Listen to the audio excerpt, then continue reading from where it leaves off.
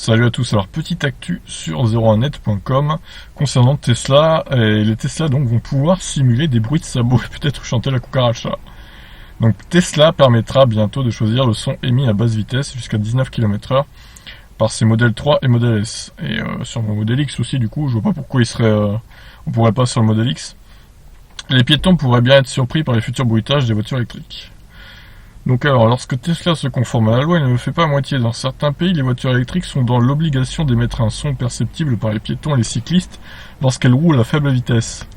Je crois d'ailleurs que cette loi va passer à peu près dans tous les pays, donc je pense que même en Europe, c'est le cas.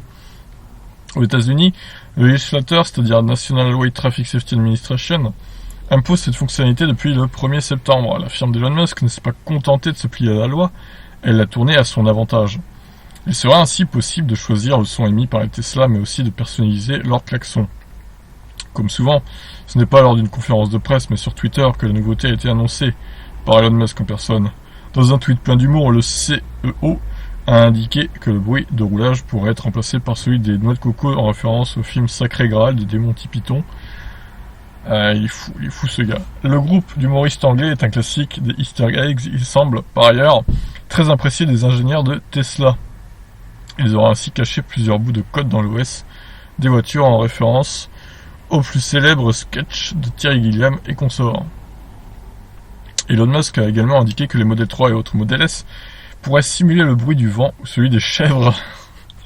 À la question de savoir s'il serait possible de laisser les clients choisir leur propre son, le patron a indiqué qu'il pourrait envisager cette option.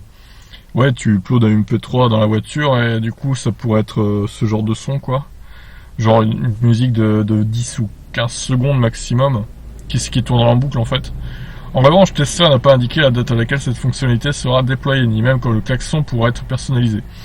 Il faudra donc attendre encore quelques semaines avant de pouvoir avertir les piétons de son passage au son de la cucaracha.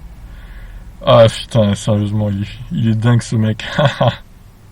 Bon après voilà, c'est une bonne idée, mais je sens que certains vont encore faire n'importe quoi et mettre des musiques de merde ou je sais pas dans les klaxons ou dans le VES pour alerter les piétons quoi.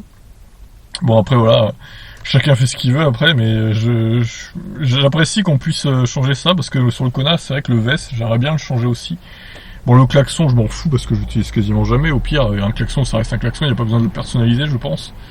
Mais le VES ouais c'est vrai que bon, ce bruit de secoupe volante ça pourrait être pas mal de le changer. Sur ce, voilà, pour la petite news Tesla du jour, je vous laisse, n'hésitez pas à réagir. Ciao, ciao.